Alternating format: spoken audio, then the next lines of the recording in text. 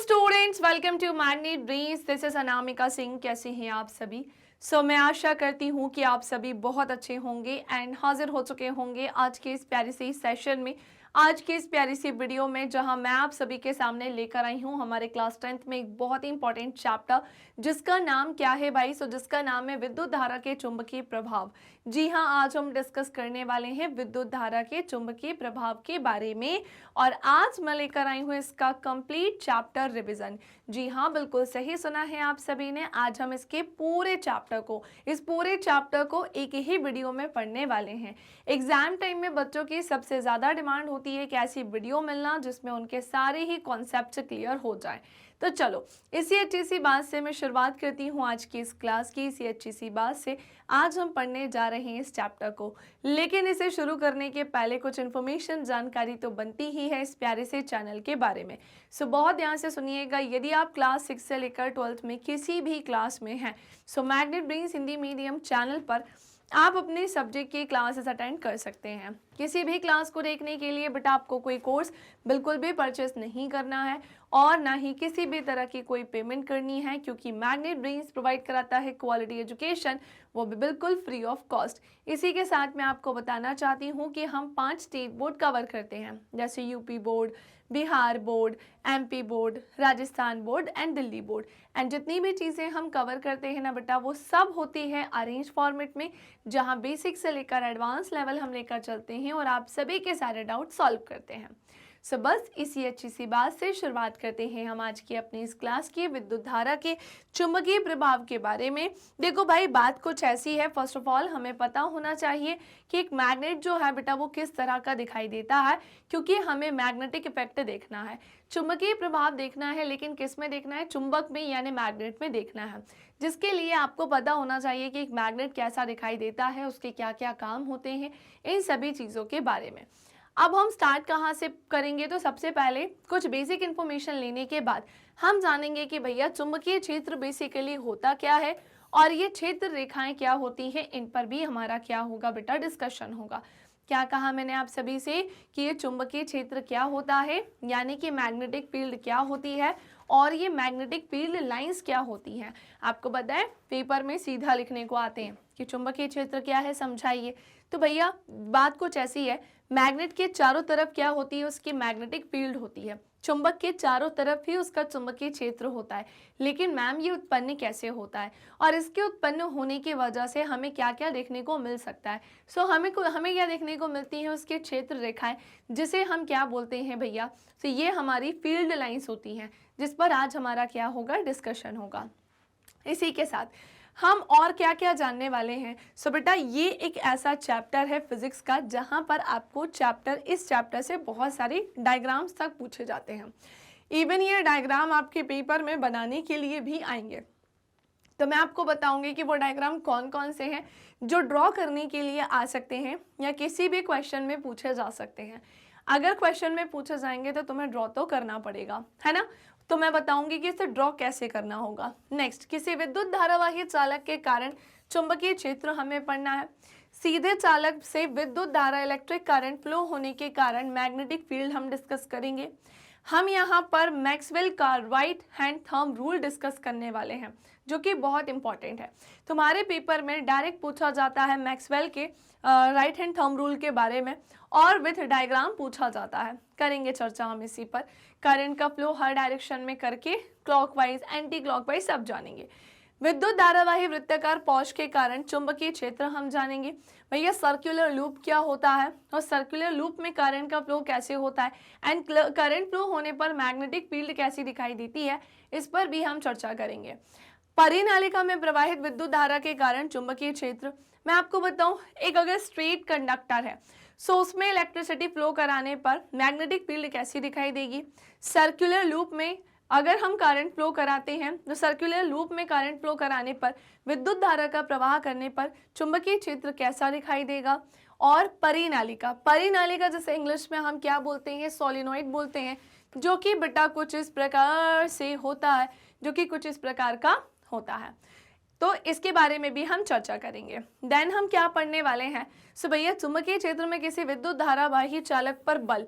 अब यहाँ पर एक और चीज आ गई है और वो आ गया है क्या बच्चे, सो यहाँ पर आ गया है बेटा फोर्स यानी कि बल। और ये जो फोर्स यानी कि बल है ना, ये जो हम अभी पढ़ेंगे, ये इसके लिए हमें जानना होगा फ्लेमिंग का लेफ्ट हैंड रूल, वो हम डिस्कस करेंगे। एंड लास्ट हमारा डिस्कशन का होगा घरेलू परिपथ विद्युत परिपथ, है ना। हमें यहाँ पर डोमेस्टिक इलेक्ट्रिक सर्किट के बारे में पढ़ना होगा। सो बेसिकली बेटा बहुत ज़्यादा नहीं, एटलीस्ट थोड़ी सी इन्फॉर्मेशन तो आपके पास होनी ही चाहिए कि जिस भी चैप्टर को आप पढ़ रहे होते हो उसमें आपको क्या क्या कवर करना है। सो एक छोटू सा ओवरव्यू मैंने दे दिया है। नाउ अब हम मूव करते हैं हमारे मेन सेक्शन पर और एक्सप्लेनेशन वाले पार्ट पर चलते हैं। एंड दूसरी इंपॉर्टेंट चीज़ कि बीच बीच में एक्टिविटीज़ भी आएंगी जो आपकी थोड़ी नहीं बल्कि बहुत ज़्यादा हेल्प करेंगी। सो इसमें मैं ऑलमोस्ट एक्टिविटी के साथ ही आपको पढ़ाऊंगी, ठीक है। सो भैया आपने इलेक्ट्रिसिटी इसके ठीक पहले वाले चैप्टर में पढ़ा था, विद्युत चैप्टर पढ़ा था कि नहीं। विद्युत जिसे इंग्लिश में हम क्या बोलते हैं बेटा, सो ये होता है इलेक्ट्रिसिटी। सो इलेक्ट्रिसिटी के पिछले अध्याय में हमने विद्युत धारा के तापीय प्रभावों के बारे में जाना था। मैम ये तापीय प्रभाव बोले तो देखो भाई, विद्युत धारा मतलब इलेक्ट्रिक करंट जो किसी कंडक्टर में क्या होता है, फ्लो होता है। विद्युत धारा का प्रवाह किसमें होता है, चालक में होता है। चालक जिसे हम इंग्लिश में कंडक्टर बोलते हैं। फॉर एग्जाम्पल मेटल की रॉड होगी, मेटल का वायर हो गया, इनमें क्या होगा, करंट फ्लो होगा। हमारे घरों में इलेक्ट्रिक वायर होते हैं जो कि तांबे के होते हैं। सो इनमें क्या होता है, करंट फ्लो होता है कि नहीं, इनमें विद्युत धारा का प्रवाह होता है। सो ऐसे ही विद्युत धारा के तापीय प्रभावों के बारे में हम ऑलरेडी डिस्कशन कर चुके हैं। मैम ये हीटिंग इफेक्ट क्या होता है अब, सो याद करो जब मैंने आपको ये वाला चैप्टर पढ़ाया था, क्या कहा बेटा मैंने आप सभी से कि जब मैंने आपको इलेक्ट्रिसिटी चैप्टर पढ़ाया था, यानी कि बच्चे जब हमने हमारा इलेक्ट्रिसिटी चैप्टर पढ़ा था तो वहाँ पर हमने हीटिंग इफेक्ट को डिस्कस किया था। ये पर्टिकुलर एक टॉपिक था, ये मेनली एक टॉपिक ही था। सो मैम ये हीटिंग इफेक्ट बेसिकली होता क्या है, सो ध्यान से सुनिएगा। आपने देखा है कि किसी भी चालक में जब भी विद्युत धारा का प्रवाह किया जाता है ना, सो उस चालक में हीट यानी कि ऊष्मा उत्पन्न होती है। बस ऊष्मा उत्पन्न होना ही क्या कहलाता है, उसका हीटिंग इफेक्ट यानी तापीय प्रभाव कहलाता है। क्या विद्युत धारा इलेक्ट्रिक करंट के कोई दूसरे प्रभाव भी हो सकते हैं, डेफिनेटली हो सकते हैं। इनमें एक एग्जांपल आपका मैग्नेटिक इफेक्ट हो जाएगा यानी कि चुंबकीय प्रभाव होगा। हम जानते हैं कि विद्युत धारावाही तार चुंबक की भांति व्यवहार करता है। एक्चुअली में क्या होता है ना कि जो इलेक्ट्रिक करंट कैरिंग वायर होता है, यानी कि विद्युत धारावाही चालक जो होता है, तार चुंबकीय विद्युत धारावाही तार जो होता है वो चुंबक की भांति क्या करता है, व्यवहार यानी मैग्नेट की तरह बिहेव करता है। अब ये थोड़ा सा सुन के आपको अलग सा या अजीब सा लग रहा होगा कि भाई विद्युत धारावाही तार कैसे एक मैग्नेट की तरह बिहेव कर सकता है। मैग्नेट की तो अपनी अलग नेचर होता है, उसकी एक अलग अपनी प्रॉपर्टी है। सो ये वायर कैसे इसकी तरह बिहेव कर सकता है। तो चलिए आते हैं हम एक छोटू सी एक्टिविटी करने के लिए, और हम इस छोटू सी एक्टिविटी की सहायता से इस पूरी कहानी को समझते हैं, ठीक है। सो भैया बात ऐसी है, प्लीज़ सारे चैप्टर की एक्टिविटीज़ पढ़ लिया करो, है ना। एक एक सिंगल पॉइंट, एक एक वर्ड का मीनिंग मैं तुम्हें बताते हुए चलती हूँ, क्योंकि बोर्ड एग्जाम्स में ये सब बहुत मैटर करता है। जब मैं बोर्ड में थी मुझे इस तरह से पढ़ाने वाला कोई भी नहीं था। मतलब मेरी ऑफलाइन क्लासेस हुआ करती थी और मेरी ऑफलाइन क्लास में एक ही सर थे। ऑफलाइन क्लास में भी वही सर सारे सब्जेक्ट पढ़ाते थे, सारे सब्जेक्ट, जो कि पॉसिबल नहीं है कि एक ही टीचर सारे सब्जेक्ट पढ़ा पाए। तो वो हमें केवल होमवर्क दे देते थे कि साइंस का ये चैप्टर है, जाओ इसको पढ़ के आना, ये तुम्हारा होमवर्क है, इसे तुम्हें सीधे याद करके आना है। तो हम सब बहुत सारे बच्चे थे, तो हमें केवल ऐसे बोल दिया जाता था ट्यूशन में, कोचिंग में, कि तुम्हें ये केवल याद करके आ जाना है। हम रटते रहते थे उसको। अगर हमें भी इस तरह से प्यार से एक एक पॉइंट को क्लियर करके एनसीईआरटी से समझाया होता तो हमें भी आज लॉन्ग टर्म ये चीज़ें इतने अच्छे से याद रहती। मतलब एक्स्ट्रा एफर्ट्स हमें कभी नहीं लगाने पड़ते, जो मैंने काफ़ी साल पहले लगाए, है ना। तो मैं चाहती हूँ तुम्हारे साथ ये प्रॉब्लम ना हो, बोर्ड में एक अच्छा स्कोर कर सको, क्योंकि रटा रटाए ज्ञान जो होता है ना बेटा, वो बहुत लंबा नहीं चलता है, ठीक है। इसीलिए बिल्कुल जब तक मैं सामने हूँ, जितनी वीडियोस तुम्हारे पास है सारी देख लेना, सारी वॉच कर लेना, ओके। सो देखो भाई, छोटू सी एक्टिविटी है। तांबे का एक तार लेने को बोल रहे हैं, मोटा सा, है ना। तांबे का एक सीधा मोटा तार लेना है और इसे चित्र 12.1 में दर्शाने के अनुसार एक पूरे के पूरे इलेक्ट्रिक सर्किट में XY बिंदु x तथा y के बीच में रखना है। ये हमारा एक पॉइंट है x और एक पॉइंट हमारा क्या है, y है। ठीक है, सो एक पॉइंट हमारा x है, एक पॉइंट हमारा y है और हमें इस पूरे सर्किट को पूरा तैयार करना है, जिसमें हमें क्या दिख रहा है, रेसिस्टेंस यानी कि बेटा प्रतिरोध दिख रहा है। यहाँ पर हमें एमीटर दिख रहा है, यहाँ हमारी बैटरी हो जाएगी, ये की भी है। अब हमसे क्या बोल रहे हैं कि इस तांबे के तार के निकट क्षैतिज रूप में एक छोटी दिक् सूचक रखी है। मैम पहले तो ये बता दीजिए कि दिक् सूचक क्या होता है। सो बेटा इंग्लिश में हम इसे कंपास बोलते हैं, जिसके अंदर क्या पाई जाती है, नीडल पाई जाती है, और नीडल हिंदी में क्या कहलाती है, सुई। इसलिए ये दिक् सूचक सुई, आगे आपको बार बार ये नाम देखने को मिलेगा। तो दिक् सूचक बेसिकली कंपास होता है, जिसके अंदर नीडल यानी सुई जो है भैया वो पाई जाती है। और ये जो सुई है ना, इसके ये कुछ इस तरीके की होती है ना। ये वो वाली सुई नहीं है जो तुम इमेजिन कर रहे हो। ये सुई कुछ इस तरीके की होती है, जिसमें एक इसका जो कांटा है ना वो नॉर्थ पोल की ओर जो है संकेत करता है, और एक इसका जो कांटा है वो एक्चुअली में साउथ पोल की ओर संकेत करता है। ठीक है, सो इस तांबे के तार के निकट क्षैतिज रूप में एक छोटी दिक्सूचक सुई को रखिए और इसकी सुई की स्थिति को नोट कीजिए। ठीक है भाई, हम अभी नोट करेंगे। अभी डायरेक्ट तो क्या ही नोट कर सकते हैं, अभी तो कुछ नहीं हो रहा, तो वो अपने प्लेस पर होगी। मतलब एक नॉर्थ पोल को इंडिकेट कर रही होगी और एक साउथ पोल को इंडिकेट कर रही होगी। अब क्या होता है, प्लग में कुंजी लगा दो भाई। तेजी में आपको क्या करना है, इस पूरे सर्किट को आप कंप्लीट कर देना है, और इस पूरे सर्किट को कंप्लीट करने के लिए इसमें लास्ट में कुंजी ऐड करनी होगी, और विद्युत परिपथ में विद्युत धारा क्या होने लगेगी, ऑटोमेटिकली प्रवाहित होने लगेगी। जैसे हमारे घरों में अगर फैन बंद है, फैन नहीं चल रहा है, तो स्विच उसका ऑफ होता है, जब हम उसका स्विच ऑन करते हैं तो ही पंखा चल रहा होता है। वैसे ही अगर हम चाहते हैं कि ये जो तांबे का तार है ना, ये जो तांबे का तार है सीधा और मोटा, इसमें करंट फ्लो हो, तो इसके लिए हमें क्या करना होगा भैया, इस पूरे सर्किट को कंप्लीट करना होगा। ठीक है ना।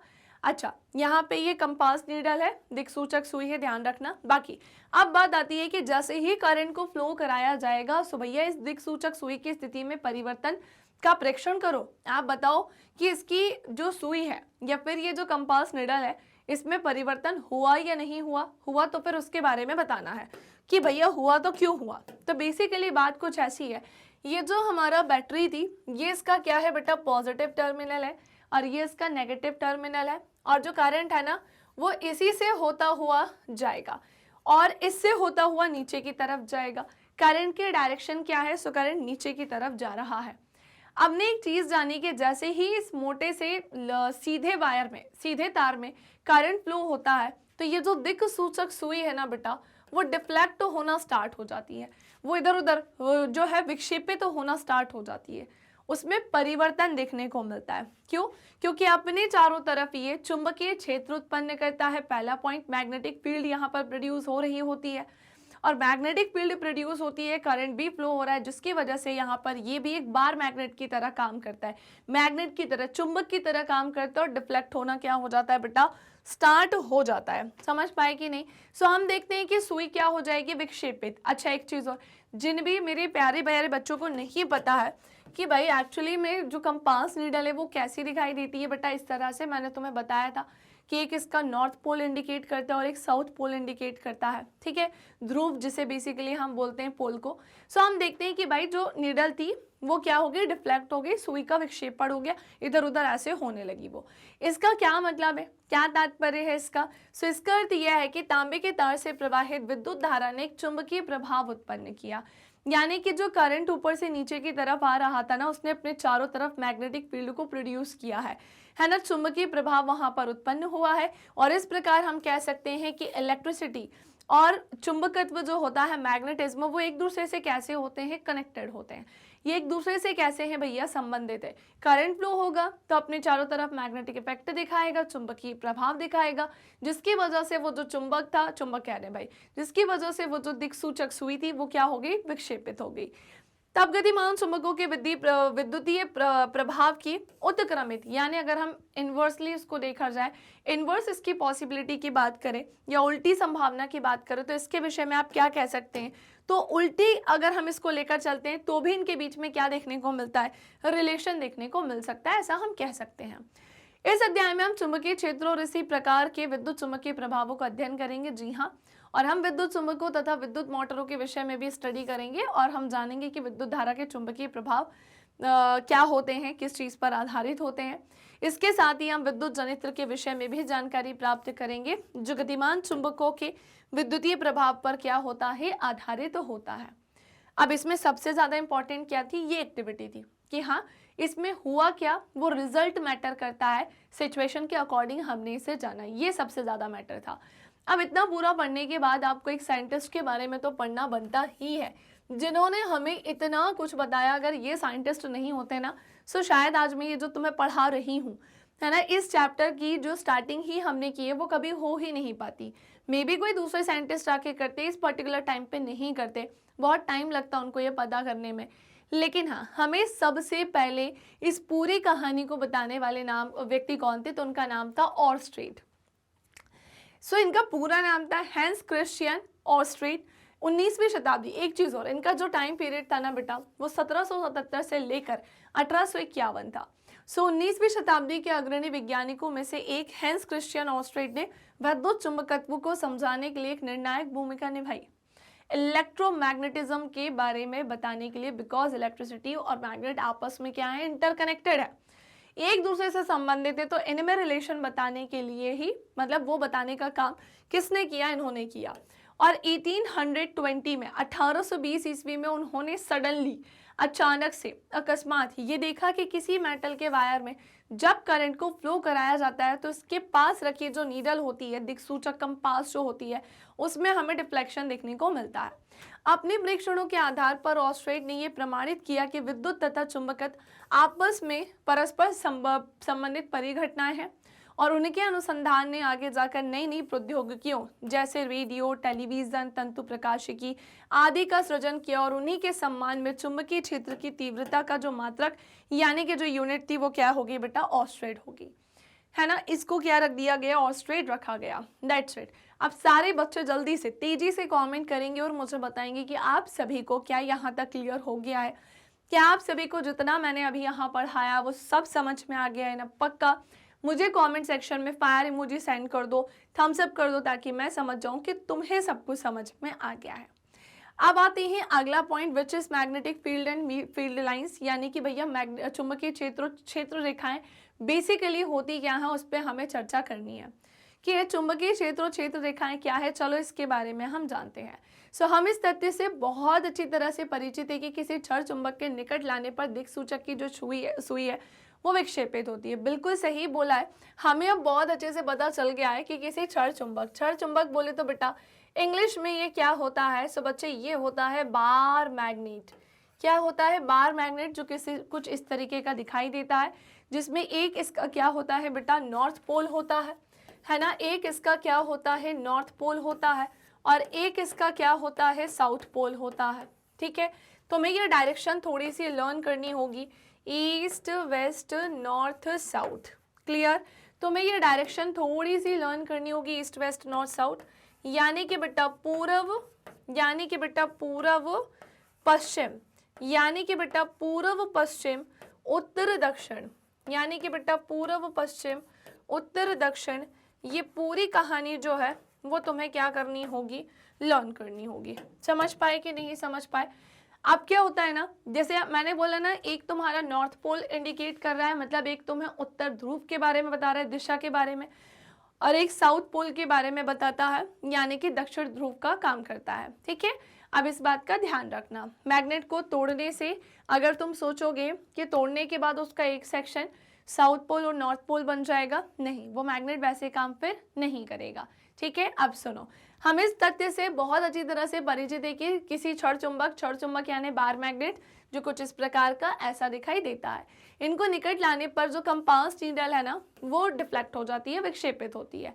और एक्चुअली में इसमें जो डिफ्लेक्शन देखने को मिलता है वो दिक्सूचक की सुई जो है ना, यानी कि जो कंपास नीडल थी, तो वो नीडल यानी कि जो सुई थी ना अंदर कांटे जैसी, वही किसका काम कर रही थी, बार मैग्नेट का। तभी तो उसका एक नॉर्थ पोल और साउथ पोल मैंने तुम्हें बताया था किसी दिक् सूचक की सुई को दोनों सिरे से लगभग उत्तर और दक्षिण दिशाओं की ओर ये संकेत करते हैं। जैसे कि मैंने बताया बार मैग्नेट में क्या होता है, एक नॉर्थ पोल होता है, एक साउथ पोल होता है। सो वैसे ही वो जो दिक् सूचक सुई है ना, उसका एक सेक्शन उत्तर ध्रुव और एक सेक्शन जो है वो दक्षिण ध्रुव की ओर संकेत करने का काम करता है। अब सुनो, उत्तर दिशा की ओर संकेत करने वाले सिरे को उत्तरी मुखी ध्रुव अथवा उत्तर ध्रुव कहते हैं, और दूसरा सिरा दक्षिण दिशा की ओर संकेत करने वाले दिशा की ओर संकेत जो करता है उसे हम दक्षिणोमुखी ध्रुव अथवा दक्षिण ध्रुव कहते हैं। विविध क्रियाकलापों के द्वारा हमने ये प्रेक्षण किया है कि चुंबकों के सजातीय ध्रुवों में परस्पर प्रतिकर्षण तथा विजातीय ध्रुवों में आकर्षण देखने को मिलता है। अब मैम इसका क्या मतलब है, हमसे यहाँ पर क्या कहा जा रहा है? तो सुनो, मैं तुम्हें बताती हूँ कि यहाँ पर आकर्षण और प्रतिकर्षण बेसिकली तुमको क्या बता रहा है। ये तुम कभी भूलोगे नहीं, इसकी मैं गारंटी देने जा रही हूँ। बस हाँ, तुम कोई भी चीज़ कब नहीं भूलोगे बेटा लाइफ में, याद रखना, जब तुम उसका टाइम टू टाइम क्या करोगे, प्रैक्टिस। कोई भी चीज़ें वन टाइम वॉच करने से लर्न नहीं हो सकती हैं, इसे भी हमेशा ध्यान रखना। तो पहले तुम मुझे इसे थोड़ा सा क्या करने देंगे बेटा, आप कॉपी, मैंने इसे यहाँ बनाया है, मैंने इसे यहाँ बनाया है, मैंने इसे यहाँ बनाया है, एंड बच्चे वेरी इंपॉर्टेंट, मैंने इसे यहाँ बनाया, ठीक है, और फिर मैंने इसे यहाँ पर भी ऐड ऑन किया है, यहाँ पर भी इसे बना दिया। और आप सोच रहे होंगे कि मैम क्यों, तो मैंने इसे साउथ पोल, इसे नॉर्थ पोल दिया है, ये भी नॉर्थ पोल है, ये साउथ पोल है। नाउ ये नॉर्थ पोल है, ये साउथ पोल है, ये भी साउथ पोल है, और ये नॉर्थ पोल है, ये नॉर्थ पोल है, ये साउथ पोल है, लेकिन ये नॉर्थ पोल कर दिया और ये साउथ पोल कर दिया। अब मेरी बात ध्यान से सुनो, ये दोनों एक दूसरे को देखकर, ये दोनों एक दूसरे को देखकर या पास में जैसे ही इनको लाया जाता है, जैसे ही इनको पास में लाया जाता है, सो भैया सेम पोल या समान ध्रुव होने की वजह से ये एक दूसरे को देखकर बेटा भागने का काम करते हैं, यानी कि इनके बीच में क्या होता है, प्रतिकर्षण होता है। एक दूसरे को देखकर भागने का काम करते हैं यानी प्रतिकर्षण होता है। वहीं अगर डिफरेंट पोल्स होते हैं यानी अलग अलग ध्रुव होते हैं, सो ये एक दूसरे को देखकर क्या होते हैं बेटा, अट्रैक्ट होते हैं, है ना, यानी कि इनमें क्या होता है बच्चे, सो वो होता है आकर्षण। समझ पाए कि नहीं समझ पाए, बस इसी पॉइंट का ध्यान रखना, यही बोला जा रहा है, कुछ अलग नहीं है कि भैया विविध क्रियाकलापों के द्वारा हमने ये प्रेक्षण किया कि चुंबकों के सजातीय ध्रुव यानी कि सेम पोल में परस्पर प्रतिकर्षण हुआ, समान पोल थे तो प्रतिकर्षण रिपेल यानी देखकर भाग गए, और विजातीय ध्रुव यानी जब अलग अलग ध्रुव थे तो फिर उनमें क्या देखने को मिला, आकर्षण देखने को मिला है। Any confusion, any doubt? चलो एक और कहानी को समझते हैं अपनी एक्टिविटी की हेल्प से, अपनी एक्टिविटी की सहायता से, जो कि है तुम्हारी एक्टिविटी 12.2। बेसिकली तुमसे क्या कह रहे हैं, ये किसी चिपचिपे पदार्थ का उपयोग करके ड्राइंग बोर्ड पर एक सफ़ेद कागज को लगाइए। हमने एक ड्राइंग बोर्ड लिया है जिस पर एक सफ़ेद कागज को चिपकाया है, लगाया है, लेकिन एक चिपचिपे पदार्थ की सहायता से उस पर चिपका दिया, लगा दिया है, और इनके बीचों बीच तुम्हें ये क्या रखना है, सो यही है तुम्हारी बार मैग्नेट। इसी को तुम्हें यहाँ पर रखना है, क्षण चुंबक का यहाँ पे प्रयोग करना है, जिसका एक सेक्शन तुम्हें नॉर्थ पोल बता रहा है, मतलब जिसका एक सेक्शन नॉर्थ पोल को इंडिकेट कर रहा है और एक साउथ पोल को इंडिकेट करने का काम कर रहा है, ठीक है। तो इनके बीचों बीच क्षण चुंबक को रखिए और क्षण चुंबक के चारों ओर एक समान रूप से लोह चूर्ण को छितरा दीजिए। यानी कि बेटा जो लोहे का चूर्ण यानी चूरा होता है, छोटे छोटे से पाउडरी फॉर्म में जो होगा लोहे का, है ना, तो उसको हमें इसके चारों तरफ क्या करना है, छितरा देना है। आप इमेजिन भी नहीं करोगे, पहले ये पढ़ने के पहले ही मैं बता देती हूँ, आप इमेजिन भी नहीं कर सकते इतनी ब्यूटीफुल सी चीज़ यहाँ पर हुई। हमारे साइंटिस्ट ने कैसे तो इसको खोजा होगा भाई।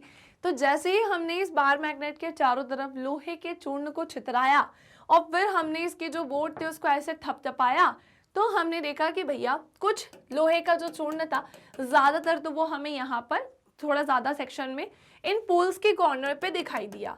लेकिन हमने एक और चीज़ नोटिस करी कि भाई ये तो एक पैटर्न में अरेंज है, छितिर पितिर ऐसे नहीं है, बल्कि ये तो कैसा है बेटा, एक पूरे के पूरे पैटर्न में अरेंज है, जो कि एक सोचने वाली बात है।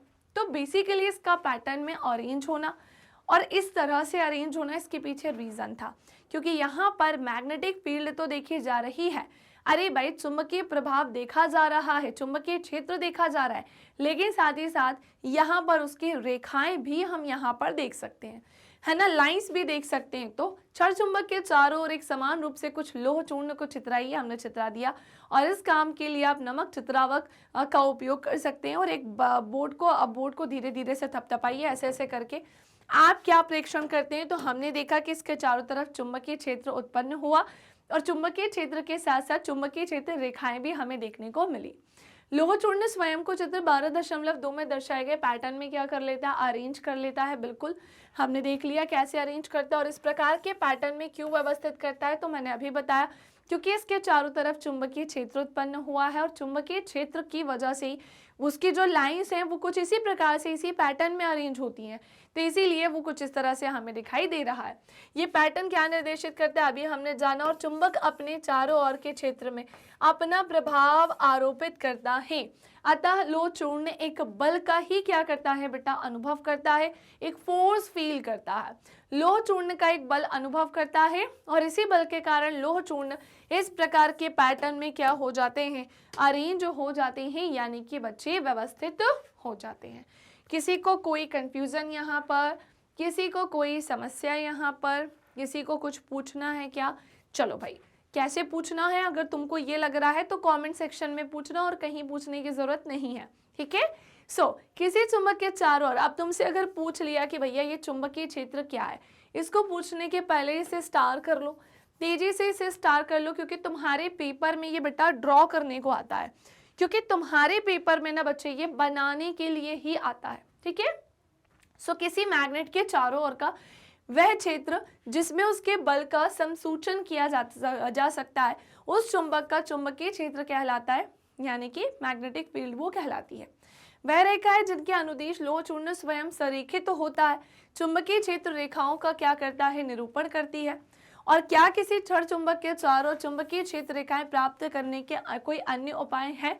जी हाँ, बिल्कुल है। वास्तव में आप स्वयं किसी क्षण चुंबक के चुंबकीय क्षेत्र रेखाएं जो है वो खींच सकते हैं। अब मेरी बात ध्यान से सुनो, पेपर में ये ड्रॉ करने को तो आता ही है, लेकिन ये एक प्रॉपर पैटर्न में है, ऐसे इधर उधर इसकी कोई रेखा नहीं है। जैसे हमने देखा कि एक नॉर्थ पोल है और एक साउथ पोल है। हमेशा ध्यान रखना, मे बी तुमसे ये एमसीक्यूज में पूछ लें, सही मिलान करने में पूछ लें, सही गलत में पूछ लें, कि हमेशा जो डायरेक्शन, ये जो लाइंस तुम्हें दिखेगी ना, वो नॉर्थ से साउथ की तरफ ही मिलेगी। कभी ऐसा नहीं होगा कि बाहर मैग्नेट में ये साउथ से नॉर्थ की तरफ जाए, नहीं। एक चीज और, जिनको ऐसा लग रहा है कि ये पूरा एक चक्री बना दी है, बेटा ऐसा कुछ भी यहाँ पर नहीं हुआ है। ये लाइंस नॉर्थ से साउथ की तरफ जाती हैं, देन अंदर से ऐसी मिल जाती हैं इससे जाकर, फिर ये ऐसे जाएंगी, फिर ये, मतलब ये खुद भी पूरा कंप्लीट रहती हैं, अधूरी नहीं है कि अंदर जाके बंद हो गई, नहीं, ये अपने आप को पूरा क्या करती हैं बेटा, कंप्लीट करने का काम करती हैं। इसकी डायरेक्शन भी देखो, ये ऐसे गई ऐसी आई, ऐसी गई ऐसी आई, इस तरह से चलती हैं और इसी तरह से ये अपने पैटर्न में क्या होते हैं, अरेंज होते हैं। यही पूरी लाइन क्या होती है बेटा, मैग्नेटिक फील्ड लाइंस होती हैं। पेपर में ये तुम्हें बनाने को आता है, जो मैंने रिकॉर्डेड क्लासेस तुम्हारी ली हैं वहां पर क्वेश्चन करवाए हैं इससे रिलेटेड, कि कैसे पूछ लेते हैं और ड्रॉ कैसे करना है, वो तो मैंने तुम्हें यहाँ पर सिखा दिया। क्लियर? चलो भाई, तेजी से इसका क्या ले लेंगे बेटा, स्क्रीनशॉट ले लेंगे। चलो बेटा, तो स्क्रीनशॉट ले लिया आप सभी ने। अब आगे देखो, एक छोटी सी एक्टिविटी और है जो हमसे क्या कहती है, तो एक्टिविटी 12.3, भैया अब एक बार मैग्नेट और एक छोटी सी आपको क्या लेनी है, कंपास नीडल लेनी है, ठीक है भाई। आपको कंपास लेना है जिसमें नीडल तो ऑटोमेटिकली है ही पहले से ही।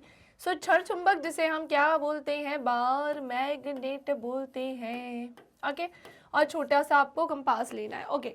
किसी चिपचिपे पदार्थ से ड्राइंग बोर्ड पर चिपकाए गए सफेद कागज के बीचों बीच इस चुंबक को रख देना है और चुंबक की सीमा रेखा को अंकित कीजिए। दिक्सूची को चुंबक के उत्तर ध्रुव के निकट ले जाइए। ये कैसा व्यवहार करता है, उत्तर ध्रुव मतलब पूर्व पश्चिम उत्तर दक्षिण, यानी नॉर्थ पोल की तरफ लेकर जाइए और बताइए कि ये कैसा बिहेव करता है, ओके।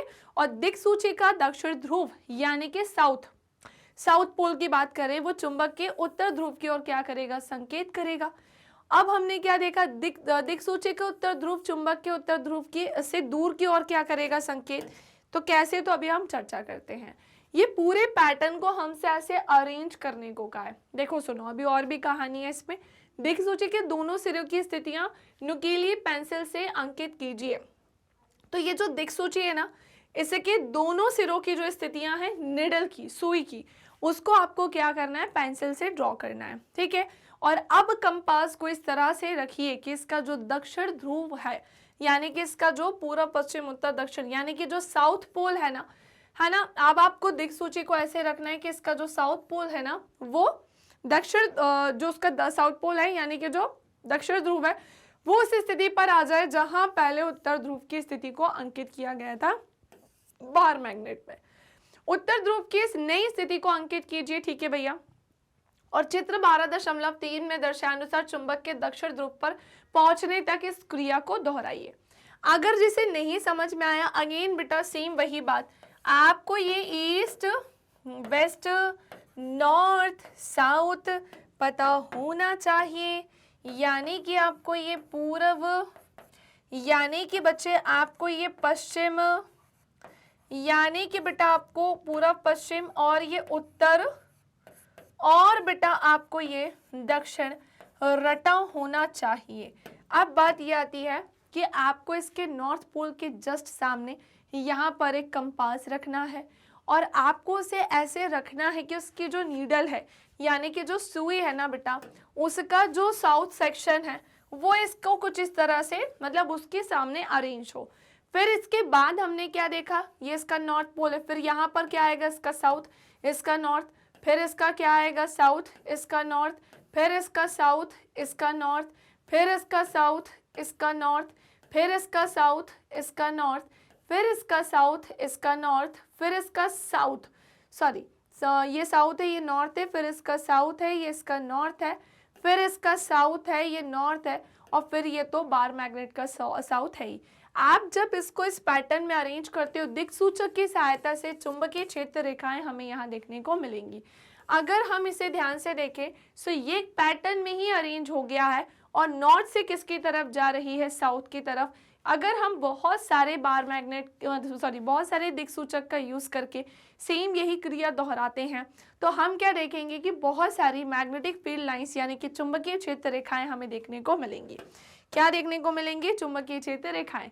अब कागज पर अंकित बिंदुओं को इस प्रकार मिलाइए कि एक निष्कोण वक्र जो है भैया वो प्राप्त हो जाए, और ये वक्र एक चुंबकीय क्षेत्र रेखा को क्या करेगा, निरूपित। अभी हमने जाना।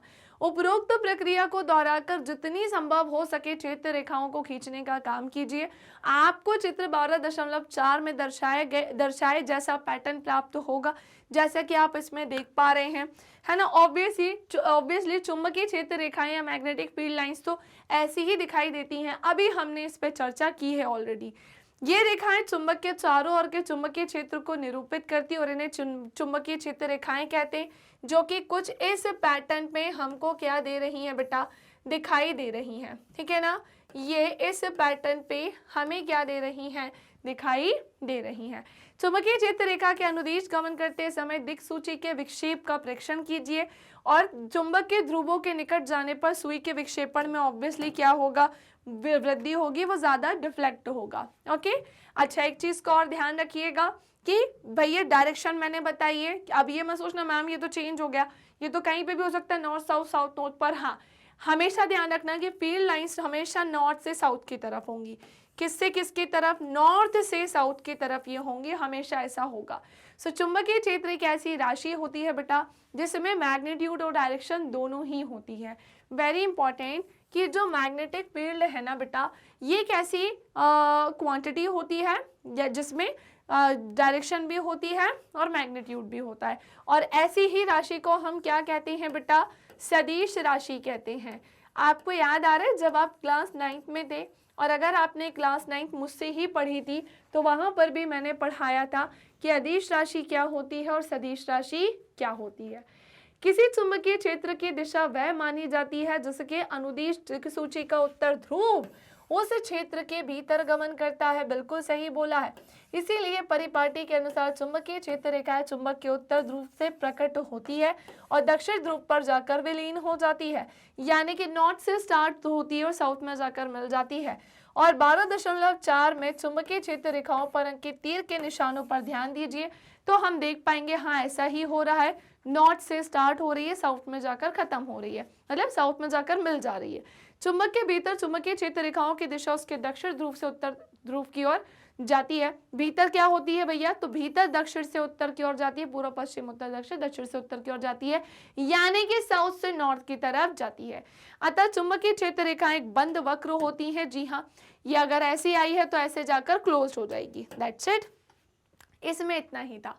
इसके अलावा चुंबकीय क्षेत्र की आपेक्षिक प्रबलता को क्षेत्र रेखाओं की निकटता की कोटि के द्वारा दर्शाया जाता है, जहां पर चुंबकीय क्षेत्र रेखाएं अपेक्षाकृत बहुत निकट होती हैं।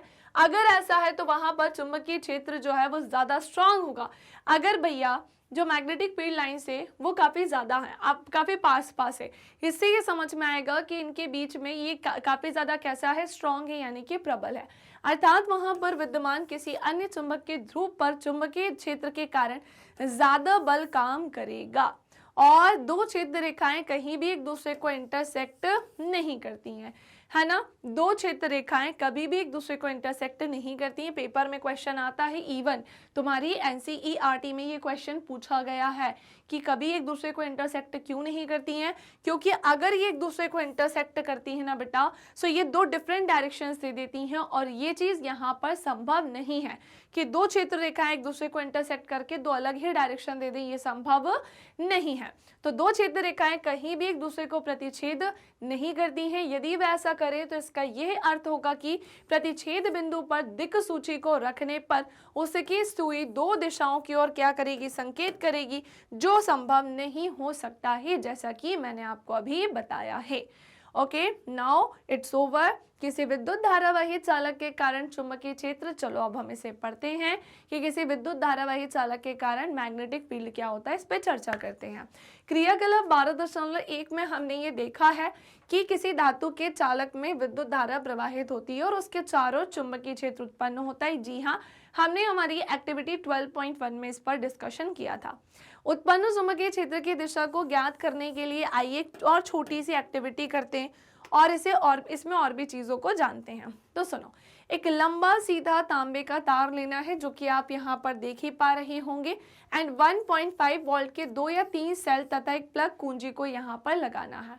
सो 1.5 वोल्ट के 2 या 3 सेल लेने हैं आपको, और या फिर एक प्लग, और इसी के साथ एक प्लग कुंजी को लगाना है, और इन सबको चित्र 12.5 में दर्शाए के अनुसार श्रेणी क्रम में क्या कर देना है, कंबाइन कर देना है। ठीक है भैया, कंबाइन करने के बाद नाउ नेक्स्ट हमसे क्या बोल रहे हैं कि सीधे तार को दिक् सूचक के ऊपर उसके सुई के पैरेलल ही रख दीजिए, कुछ यहाँ पर। ठीक है भैया, जो सीधा वायर था ना धातु का, तांबे का, तो हमने उसे क्या कर दिया, ऐसे इसके ऊपर रख दिया, पैरेलल ही रख दिया सुई के।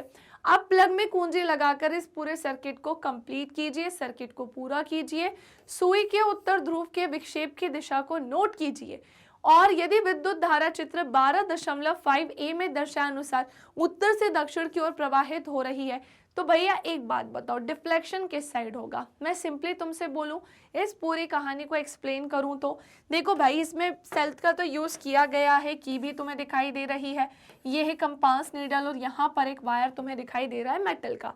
अगर मैं इस पूरे सर्किट को कंप्लीट कर देती हूँ और करंट को फ्लो कराते हैं, सो करंट की डायरेक्शन फर्स्ट ऑफ ऑल होगी कहाँ पर, मान लेते हैं कि जो करंट है वो कहाँ से कहाँ जा रहा है, उत्तर से दक्षिण की ओर जा रहा है, यानी कि ये यहाँ से यहाँ आ रहा है। ठीक है, ऊपर से नीचे की तरफ आ रहा है, तो जब ये ऊपर से नीचे की तरफ आएगा सो डिफ्लेक्शन पूर्व में होगा, ये बात का ध्यान रखना है ना। और पहली बात तो बैटरी का पॉजिटिव टर्मिनल ये है, नेगेटिव ये है, सो ऑब्वियसली करंट ऐसे ही फ्लो होगा।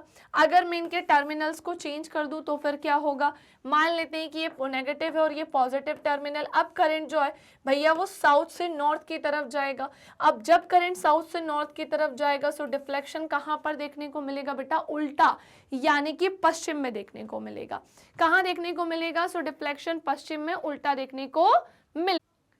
तो टर्मिनल चेंज करने से समझ में आया, हमने देखा कि जब हमने धारा का प्रवाह विपरीत दिशा में किया, यानी पहले ये कहाँ से, नॉर्थ से साउथ की तरफ हो रहा था, फिर हमने इसके टर्मिनल को चेंज किया, और फिर हमने देखा कि जब करंट जो है यानी धारा का प्रवाह साउथ से नॉर्थ की तरफ हो रहा है, तो फिर उस डिफ्लेक्शन जो होगा यानी कि भैया विक्षेपण जो होगा वो भी कैसा हो जाएगा, विपरीत हो जाएगा।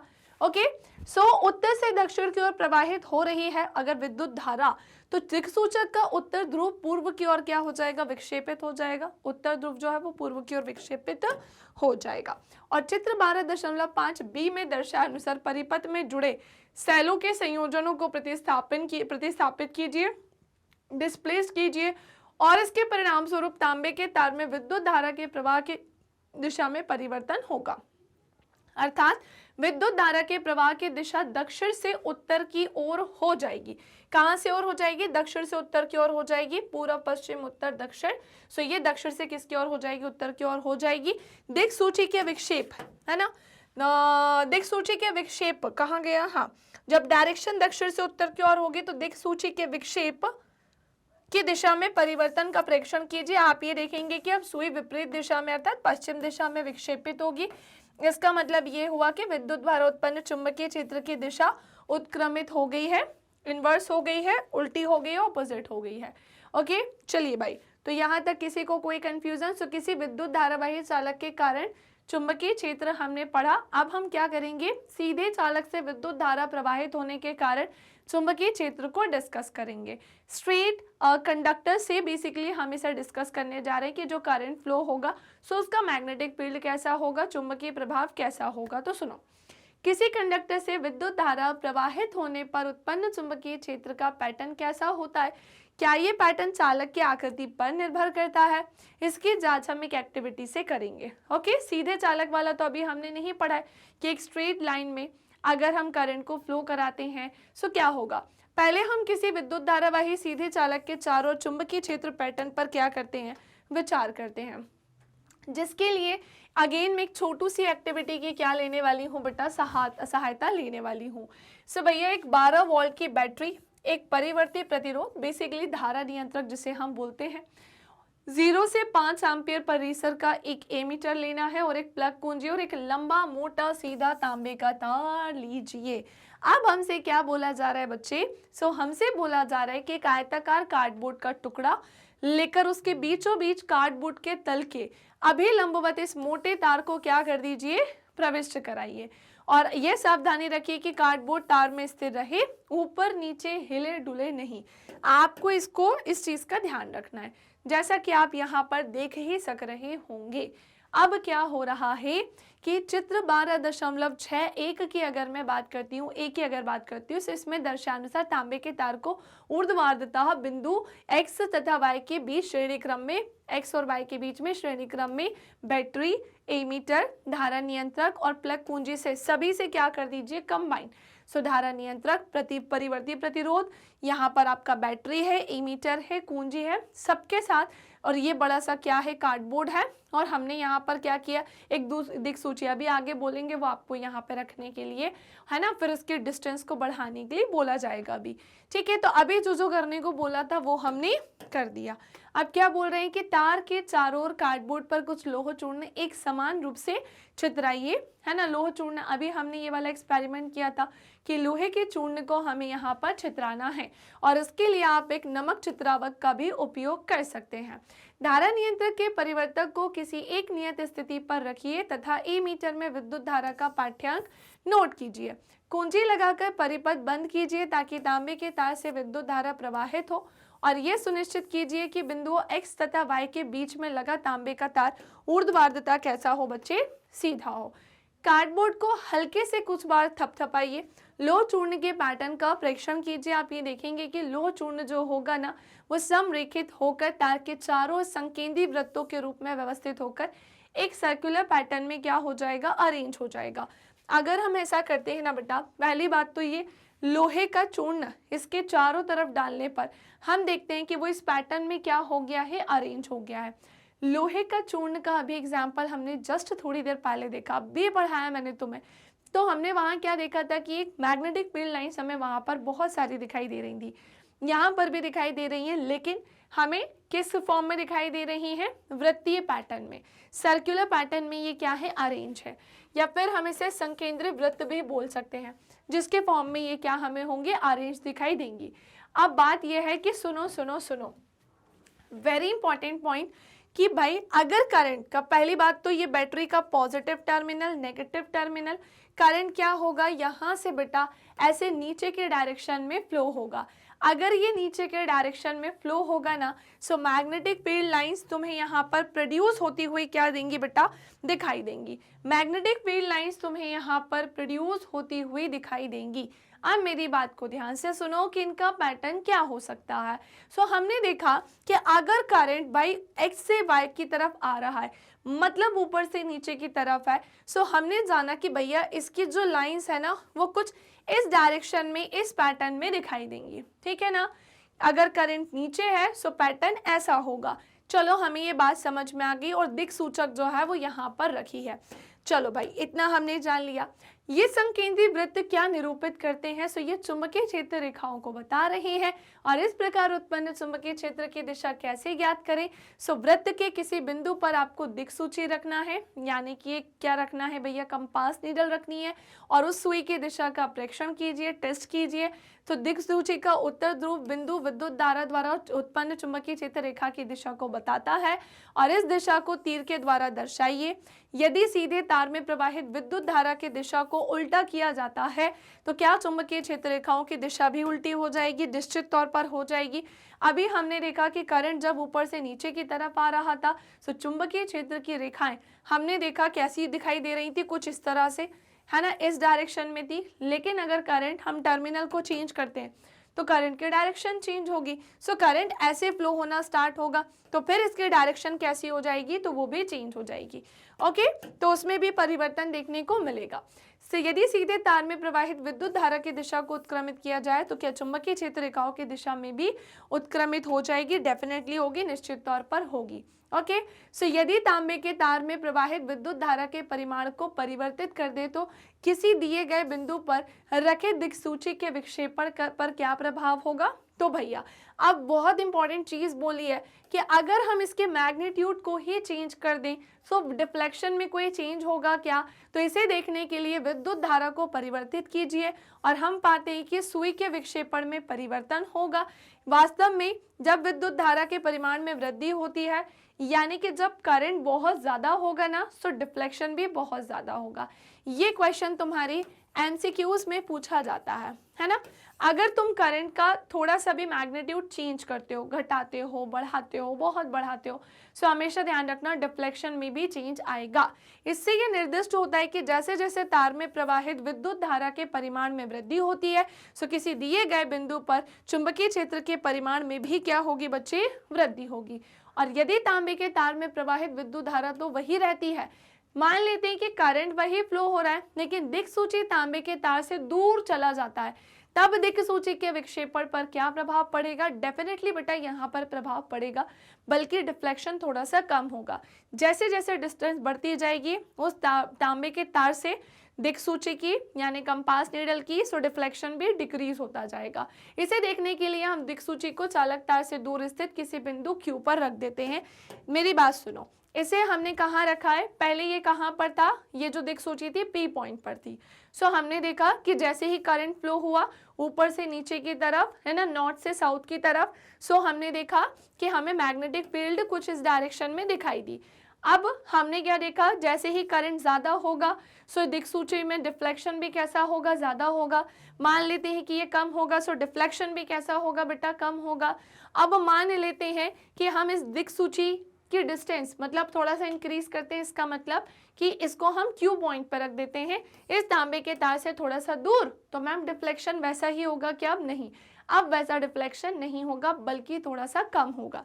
ओके, चलो तो हमने क्या देखा, क्या अब आप क्या परिवर्तन देखते हैं, तो हम देखते हैं कि दिक्सूची का विक्षेपण घट गया, डिक्रीज हो गया और इस प्रकार किसी चालक से प्रवाहित की गई विद्युत धारा के कारण उत्पन्न चुंबकीय क्षेत्र चालक से दूर जाने पर क्या हो जाता है बच्चे, घट जाता है।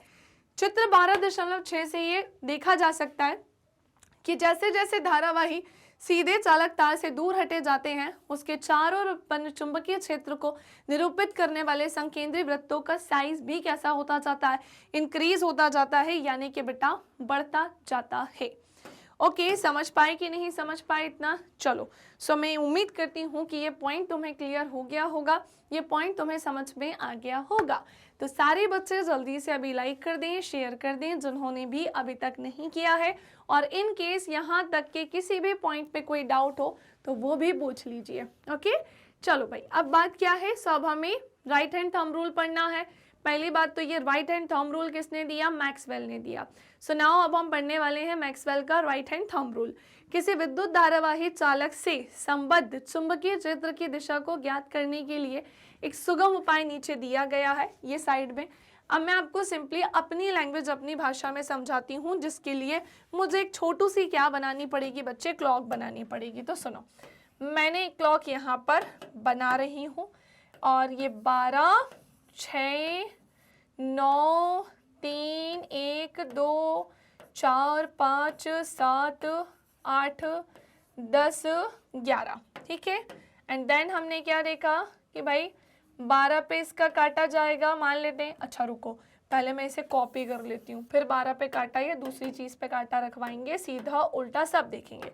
मान लेते हैं बेटा कि घड़ी की जो सुई है पहले वो 12 पे थी, फिर भैया वो 1 पर गई, फिर 2 पर गई, फिर 3 पर गई, 4 पे गई, 5 पे गई, 6 पे गई, 7 पे गई। तो हमने क्या देखा कि डायरेक्शन कैसी हो रही है, मतलब सीधा सीधा चल रहा है, 1, 2, 3, 4, 5 ऐसा। सो इसे पता है हम क्या बोलते हैं, ये हमारा होता है क्लॉकवाइज। और वहीं अगर मैं इसके डायरेक्शन को क्या कर दूं बेटा, उल्टा कर दूं। मान लेते हैं कि इस घड़ी की जो नीडल यानी कि जो सुई है वो 12 पे थी बच्चे, फिर वो 11 पे, फिर वो 10 पे, फिर वो 9, फिर वो 8। सो मैम इसकी डायरेक्शन तो कैसी हो गई है, उल्टी हो गई है, ठीक है। सो इसे हम क्या बोलेंगे, सो ये हमारा क्या होगा, एंटी क्लॉकवाइज हो जाएगा। क्या हो जाएगा, एंटी क्लॉकवाइज हो जाएगा। इसे हम क्लॉकवाइज बोलेंगे, इसे हम एंटी क्लॉकवाइज बोलेंगे। अब सुनो, मैं तुम्हें बताती हूँ मैक्सवेल का राइट हैंड थंब रूल क्या बोलता है। ये है मेरा राइट हैंड, और राइट हैंड से अगर मैं तुम्हें समझाऊं तो मैंने अपने, मान लेते हैं मेरे हाथ में कुछ कंडक्टर है मेटल का, है ना, कोई कंडक्टर है जिसे मैंने कुछ ऐसे पकड़ा हुआ है। आप देखो जब मैंने इसे पकड़ा है तो मेरा जो थंब है वो ऊपर की तरफ इंडिकेट कर रहा है, और मेरी जो फिंगर्स है वो उसको पकड़ने में कुछ ऐसी इंडिकेट कर रही हैं। सो ये जो लाइंस है ना बेटा, इनको हम क्या बोलेंगे, मैग्नेटिक फील्ड लाइंस बोलेंगे, यानी कि चुंबकीय क्षेत्र रेखाएं बोलेंगे। और ये जो थंब है ऊपर की तरफ क्या कर रहा है, संकेत कर रहा है, यानी कि ये क्या हो जाएगी बेटा, करंट की डायरेक्शन। दो चीजें तुम्हें ध्यान रखनी है कि करंट जो तुम्हें है वो कौन बताएगा, तुम्हारा थंब, और ये जो हमारी फिंगर्स हैं ये क्या बताएंगे, मैग्नेटिक फील्ड लाइंस यानी कि चुंबकीय क्षेत्र रेखाओं के बारे में बताने का काम करेंगी। आप मेरी बात ध्यान से सुनो, अगर थंब ऊपर है और मेरा हाथ ऐसे है तो हमेशा ध्यान रखना कि ये कैसे, मतलब ये उल्टा चल रहा है ना, ये कैसा चल रहा है, उल्टा चल रहा है, मतलब ये क्लॉकवाइज नहीं है बल्कि कैसा है, एंटी क्लॉकवाइज चल रहा है। जैसे कि 12, 11, 10, 9, 8, 7, सो ये उल्टा चलेगा। और वहीं पर अगर मैं इस कंडक्टर को ऐसे पकड़ रही हूँ, थंब मेरा अब कहाँ पर है बच्चे, नीचे की तरफ है, और मैंने कंडक्टर को ऐसे पकड़ कर रखा है। सो बहुत ध्यान से सुनिएगा, फिर ये कैसा चलेगा, सीधा 12, 1, 2, 3, 4, 5 ऐसा। सो इसे हम क्या बोलेंगे, क्लॉकवाइज। बस इस चीज़ को ध्यान रखना, ठीक है, इतना ध्यान रखना, मुझ पर बस इतना ही आसान करना कि भाई मैंने तुम्हें क्या समझाया है।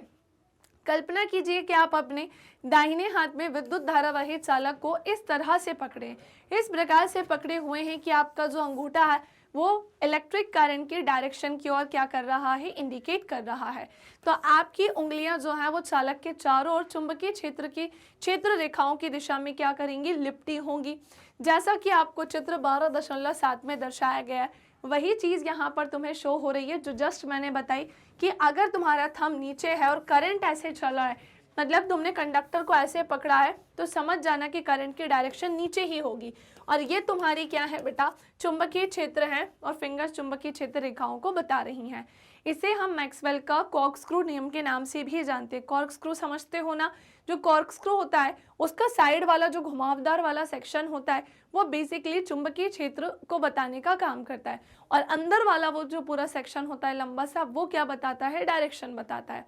सो इसे मैक्सवेल का कॉर्कस्क्रू नियम भी कहते हैं। यदि हम यह विचार करें कि हम किसी कॉर्कस्क्रू को विद्युत धारा की दिशा में आगे बढ़ा रहे हैं, तो फिर कॉर्कस्क्रू को घूर्णन की दिशा, जब वो घूर्णन करती है, सर्कुलर फॉर्म में चलती है, तो वो बेसिकली क्या बताती है, मैग्नेटिक फील्ड की डायरेक्शन बताती है।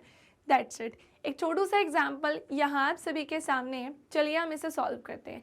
एग्जाम्पल है 12.1। किसी क्षैतिज शक्ति संचरण लाइन यानी पावर लाइन में पूर्व से पश्चिम दिशा की ओर विद्युत धारा प्रवाहित हो रही है। इसके ठीक नीचे के किसी बिंदु पर तथा इसके ठीक ऊपर के किसी बिंदु पर चुंबकीय क्षेत्र की दिशा को बताइए। एक साइड आपको क्या करना है, ये अब हमारा जो डायरेक्शन है करंट का, बेसिकली एक कंडक्टर को ऐसे पकड़ा है और जो करंट है वो कहाँ से कहाँ जा रहा है, इस डायरेक्शन से इस डायरेक्शन में। मतलब क्या हुआ कि वो पश्चिम दिशा की ओर जो है विद्युत धारा प्रवाहित हो रही है। फर्स्ट ऑफ ऑल ये है हमारा ईस्ट, वेस्ट, नॉर्थ, साउथ। सो पूर्व, ये हमारा क्या हो जाएगा बच्चे, पश्चिम, ये हमारा क्या हो जाएगा उत्तर, और ये हमारा क्या हो जाएगा दक्षिण। अगर विद्युत धारा पश्चिम की ओर प्रवाहित हो रही है तो पूर्व से हो रही होगी, जिसके लिए मुझे कंडक्टर को ऐसे पकड़ना होगा। समझ पाए कि नहीं समझ पाए? और अगर मैं कंडक्टर को ऐसे पकड़ रही हूँ ना बेटा, तो ध्यान रखना अगेन सेम थिंग, ये जो मैंने पकड़ा ये डायरेक्शन बताएगा मेरा थंब, और ये मैग्नेटिक फील्ड हो जाएगी। तो ये कैसी चल रही है, सीधे चल रही है, क्लॉकवाइज जिसे हम बोलते हैं। और वहीं पर अगर मैं इसके डायरेक्शन को चेंज करती हूँ कुछ ऐसे, करंट ऐसे फ्लो होता है, तो फिर अब हमने क्या देखा कि डायरेक्शन इस दिशा में चली गई है, और ये हमारी अब क्लॉकवाइज नहीं बल्कि एंटी क्लॉकवाइज होगी। कैसी हो जाएगी, एंटी क्लॉकवाइज होगी। तो सुनो, विद्युत धारा पूर्व से पश्चिम की ओर प्रवाहित हो रही है। सो दक्षिण हस्त अंगुष्ठ नियम को लागू करने पर, पूर्वी सिरे से अवलोकन करने पर चुंबकीय क्षेत्र की दिशा तार के लंबवत तल में दक्षिणावर्त होगी, और इसी प्रकार से तार के पश्चिमी सिरे से अवलोकन करने पर चुंबकीय क्षेत्र की दिशा कैसी हो जाएगी, वामावर्त हो जाएगी। समझ पाए कि नहीं? चलो एक और कहानी की तरफ आते हैं। विद्युत धारावाही वृत्ताकार पौष के कारण चुंबकीय क्षेत्र को हम यहाँ पर करते हैं डिस्कस। मैं उम्मीद करती हूँ कि तुम्हें सब कुछ अच्छे से समझ में आ रहा होगा। थोड़ा सा हिम्मत बांधे रखो, भले ही तुम ये पूरा वीडियो एक साथ नहीं देखो, 45-45 मिनट करके देखो, बहुत बड़ा ये नहीं बनेगा, लगभग 1.5 घंटे के आसपास बनेगा, बहुत हुआ तो 5-10 मिनट ऊपर होंगे, इससे ज़्यादा नहीं होने वाले हैं। मेरी पूरी कोशिश है कि इतने में मैं फटाफट से तुम्हारा ये फिनिश करा दूँ, लेकिन मैं एक एक सेक्शन क्लियर करते चल रही हूँ, तो भाई थोड़ा टाइम तो बच्चे लगता ही है। ओके, सो अब तक हमने किसी सीधे विद्युत धारावाही चालक के कारण उसके चारों ओर चुंबकीय क्षेत्र रेखाओं का पैटर्न देखा था। एक स्ट्रेट लाइन में हमने जो है मैग्नेटिक फील्ड को देखा। अब मान लेते हैं कि इस तार को मुड़कर एक वृत्ताकार पौष यानी कि लूप ही बनाया जाता है, और फिर उसमें विद्युत धारा प्रवाहित करते हैं। तो आपको बताना है कि चुंबकीय क्षेत्र का पैटर्न कैसा होगा। सो अभी तक हम एक स्ट्रेट लाइन कंडक्टर में क्या कर रहे थे, करंट फ्लो करा रहे थे। अब एक वृत्ताकार पौष सर्कुलर लूप में ऐसा कराना है, तो हमने लिया एक मेटल का वायर और उसे कुछ इस पैटर्न पे अरेंज कर दिया। यही क्या है, वृत्ताकार पौष यानी कि सर्कुलर लूप। हम जानते हैं कि किसी विद्युत धारावाही चालक के कारण उत्पन्न चुंबकीय क्षेत्र उससे दूरी के व्युत्क्रम पर निर्भर करता है। अब मैं तुम्हें एक सिंपल पॉइंट बताती हूँ, ये रहा वो तुम्हारा क्या भैया, सो ये है तुम्हारा वो सर्कुलर लूप। क्या कहा है, सर्कुलर लूप यानी वृत्ताकार पौष है। अब इसी के साथ हमने यहाँ पर बैटरी और की सबको क्या कर दिया है, जोड़ दिया है। हमने देखा ये बैटरी का पॉजिटिव टर्मिनल है और ये नेगेटिव टर्मिनल है। करंट बेटा कुछ इस डायरेक्शन में ऐसे फ्लो होगा, समझ पा रहे हो कि नहीं? जब ये इस डायरेक्शन में फ्लो होगा तो हमने देखा कि अगर हम यहाँ चेक करें कि मैग्नेटिक फील्ड लाइंस किस दिशा में जा रही हैं, क्लॉकवाइज है, एंटी क्लॉकवाइज है, सो यहाँ पर क्या काम करेगा, मैक्सवेल का राइट हैंड थंब रूल काम करेगा। अगर करंट की डायरेक्शन ऊपर होती है ना, करंट की डायरेक्शन ऊपर होती है तो हमारी फिंगर ऐसी जाती है, हमारी फिंगर ऐसी जाती है। अभी पढ़ाई से हम एंटी क्लॉकवाइज बोलेंगे। अरे भैया उल्टा चल रहा है, 12, 11, 10, 9, 8, 7, सीधा है क्या? नहीं, ये तो उल्टा है। तो अगर करंट की डायरेक्शन ऊपर है, सो हमने देखा मैग्नेटिक फील्ड लाइंस हमें कैसे दिखाई देंगी, एंटी क्लॉकवाइज दिखाई देती हैं। और एक पॉइंट ऐसा भी आएगा सेंटर में जाके कि एक स्ट्रेट लाइन में ये हमको क्या होंगी, शो होंगी। चलो स्ट्रेट लाइन को शो करने के पहले इधर देखते हैं। अब करंट कहाँ आ रहा है, नीचे। अभी मैंने बताया था कि मैक्सवेल का राइट हैंड थंब रूल हमसे बोलता है कि अगर करंट की डायरेक्शन ऐसे नीचे है, मतलब हमें कैसे पता चलेगा नीचे, तो हमने यहाँ से इसे चेक किया। हमने देखा अगर ऐसा है तो लगा दो भैया मैक्सवेल का राइट हैंड थंब रूल। तो हमने देखा कि हमें थंब भी नीचे की तरफ दिखाई दे रहा है, दैट मीन्स हमारी चुंबकीय क्षेत्र रेखाएं कैसी हो जाएंगी बेटा, क्लॉकवाइज हो जाएंगी। तो इस तरह से यही क्या है, सर्कुलर लूप है, जिसमें करंट को फ्लो कराने पर चुंबकीय क्षेत्र को इस प्रकार से देखने को मिलेगा और ये दोनों एक पॉइंट पर स्ट्रेट लाइन में आएंगे बिल्कुल सेंटर पे। भैया ये अपने फॉर्म में है, ये अपने फॉर्म में है, ऐसा करते करते एक ऐसा भी पॉइंट आएगा जहां ये एक स्ट्रेट लाइन में क्या हो जाएगा, कन्वर्ट हो जाएगा। इससे भी पेपर में क्वेश्चन आता है, ठीक है। इसी प्रकार किसी विद्युत धारावाही पॉश के प्रत्येक बिंदु पर उसके चारों ओर उत्पन्न चुंबकीय क्षेत्र को निरूपित करने वाली संकेंद्रीय वृत्तों का साइज जैसे जैसे भैया बाहर से दूर होता जाएगा ये, तो तार का साइज भी बढ़ता जाएगा, ठीक है ना। और संकेंद्रीय वृत्तों का साइज बढ़ता जाएगा और जैसे ही हम वृत्ताकार पॉश के केंद्र पर पहुंचते हैं, ये तुम्हारी एनसीईआरटी में इमेज दी है। इन बृहद वृत्तों के चाप सरल रेखा जैसे प्रतीत होते हैं कुछ इस प्रकार से। ओके, विद्युत धारावाही तार के प्रत्येक बिंदु से उत्पन्न चुंबकीय क्षेत्र रेखाएं पॉश के केंद्र पर सरल रेखा जैसी ही क्या होती हैं बेटा, प्रतीत होती हैं। और मैक्सवेल का राइट हैंड थंब रूल तो काम कर ही रहा है, उसको आसानी से जांच की जा सकती है कि तार का प्रत्येक भाग चुंबकीय क्षेत्र रेखाओं में योगदान देता है तथा पॉश के भीतर सभी चुंबकीय क्षेत्र रेखाएं एक ही डायरेक्शन या एक ही दिशा में होती हैं। हम जानते हैं कि किसी विद्युत धारावाही तार के कारण दिए गए बिंदु पर उत्पन्न चुंबकीय क्षेत्र प्रवाहित विद्युत धारा पर अनुलोमता निर्भर करता है। अच्छा एक चीज और ध्यान रखना, यदि हमारे पास n फेरों की कोई कुंडली हो तो उत्पन्न चुंबकीय क्षेत्र परिमाण में केवल एक फेरे द्वारा उत्पन्न चुंबकीय क्षेत्र की तुलना में n गुना ज्यादा स्ट्रॉन्ग होगा। इस कारण हम कह सकते हैं कि फेरों में विद्युत धारा के प्रवाह की दिशा समान होगी। व्यक्तिगत फेरों के चुंबकीय क्षेत्र संयोजित तो हो जाते हैं। चलिए नेक्स्ट आते हैं। अब इसके साथ साथ एक छोटू सी एक्टिविटी इसी से रिलेटेड करने के लिए, एक छोटू सी एक्टिविटी इसी से संबंधित जानने के लिए। आप सुनो होता क्या है। अरे भाई होता यह है कि एक ऐसा आयताकार कार्डबोर्ड लीजिए जिसमें दो छिद्र हो। ये रहा हमारा कार्डबोर्ड जिसमें दो छोटू से हमें क्या देकर रखे हैं, होल देकर रखे हैं, ठीक है भैया। एक ऐसी वृत्ताकार कुंडली लीजिए जिसमें फेरों की संख्या काफी ज्यादा हो। ये हमने कुंडली ली जिसमें फेरों की संख्या कैसी है, बहुत ज्यादा, और उसे कार्डबोर्ड के तल के अभी लंबवत लगाया गया हो, ठीक है भाई। चित्र 12.2 में दर्शाए अनुसार कुंडली के सिरों को श्रेणी क्रम में बैटरी, एक कुंजी और एक धारा नियंत्रक की सहायता से जोड़ दीजिए। बेटा सबकी सहायता से जोड़ दिया और कुंजी, और इस पर लोहे चूर्ण जो है, लोहे का चूर्ण जो है उसको छितरा दीजिए। तुमको पता है ना एक पैटर्न में ये अरेंज होगा। कुंजी लगाकर सर्किट को कंप्लीट कीजिए। हमने इस पूरे सर्किट को कंप्लीट किया है। बैटरी का positive terminal, negative terminal, current कुछ इस डायरेक्शन में फ्लो होगा। कार्डबोर्ड को हल्के से कुछ बार थपथपाएं ऐसे ऐसे ऐसे ऐसे करके, और इस पर जो पैटर्न बनता है उनका प्रेक्षण करें। पैटर्न मैंने जस्ट अभी तुम्हें बता दिया है ना, कि भैया यहाँ पर जो पैटर्न बनेगा वो सर्कुलर फॉर्म में होगा, सर्कुलर लूप के फॉर्म में होगा, उन दोनों होल्स के चारों तरफ पास लिपटे विद्युत रोधी तांबे के तार की बेलन की आकृति। अच्छा ठीक है, यहाँ पर सोलेनोइड स्टार्ट हो गया है। अच्छा वही मैं कहूँ कि ये सोलेनोइड जैसा दिख रहा है। तो सुनो, अब हमने रिजल्ट तो हमें पता ही है कि वो अपने सर्कुलर फॉर्म में कुछ इस तरीके के बेसिकली क्या होंगे, दिखाई देंगे। कहाँ एंटी क्लॉकवाइज होगा, कहाँ क्लॉकवाइज होगा, मुझे नहीं लगता कि अब आपको अलग से कुछ बताने की जरूरत होगी। नाउ नेक्स्ट आते हैं सोलेनोइड की तरफ। अरे भैया सोलेनोइड ये होता है सोलेनोइड, दिस इज सोलेनोइड। तो ये है सोलेनोइड। पेपर में सोलेनोइड से बहुत सारे क्वेश्चन आते हैं, ये डायग्राम तक आता ही इवन बनाने के लिए। तो सुनो, पास लिपटे पूछेंगे परिनालिका क्या है, मे बी आपसे अति लघुत्तरी में पूछ लें कि परिनालिका क्या है। पास लिपटे विद्युत रोधी तांबे के तार की बेलन की आकृति की अनेक पैरों वाली कुंडली को ही हम परिनालिका यानी सोलेनोइड कहते हैं। किसी विद्युत धारावाही परिनालिका के कारण उसके चारों ओर उत्पन्न चुंबकीय क्षेत्र रेखाओं का पैटर्न चित्र 12.4 में बताया गया है। अब मैं सिंपली तुम्हें बताऊं, जैसे मान लेते हैं कि ये क्या है बच्चे, सोलेनोइड है, ठीक है ना। थोड़ा सा छोटा है हमारा सोलेनोइड, लेकिन थोड़ा सा भावनाओं की समझने की कोशिश करेंगे आप लोग, है ना। थोड़ा सा समझने की क्या करेंगे बच्चे, कोशिश करेंगे। और मैंने इसे ऐसा बनाया है और मैंने इसे ऐसा बना दिया। ओके, अब हमने क्या देखा, हमने ये देखा कि एक्चुअली में जब ये बैटरी को कनेक्ट किया गया, बैटरी थी और ये की को कनेक्ट किया गया, बेसिकली इसको एक सर्किट में कन्वर्ट किया गया। सो ये रहा वो बैटरी का पॉजिटिव टर्मिनल और ये नेगेटिव टर्मिनल। करंट इस डायरेक्शन में फिर फ्लो होगा, ऐसे ऐसे ऐसे जाएगा। तो सुनो, जब ये ऐसे जाएगा ना, ऑटोमेटिकली ये इसका नॉर्थ पोल बन जाएगा और ये इसका साउथ पोल की तरह बिहेव करेगा, क्योंकि करंट ऐसे जा रहा है।